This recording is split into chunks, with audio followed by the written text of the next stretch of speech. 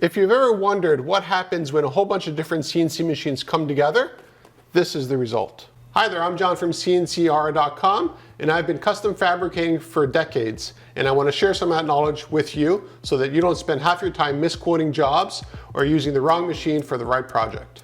You know you're passionate about CNC machines when you spent 17 years making 1,700 videos on YouTube, and you've only hit 10,000 subscribers in the last week.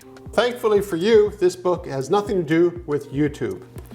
So what I have spent all my time doing is making custom fabrication jobs across a whole bunch of different CNC platforms for customers all around the world. And I put all that knowledge into the book. And if you're wondering what welding has to do with any CNC machine, think about it a little bit. With wood, you have glue. With plastic, you can sort of melt it together.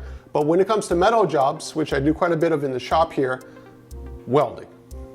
So you might be wondering, why did I spend time and treasure writing this book?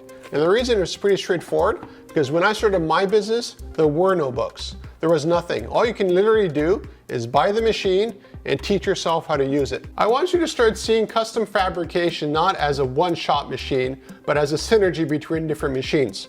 That's why on the title of my book, I have so many different processes: routing, laser, plasma, waterjet, printing, and welding. There's no such thing as jack of all trades, master of none. If you're sort of not very good at certain processes, well, learn them. For instance, welding, I spent the last 2 years full-time at college learning how to weld.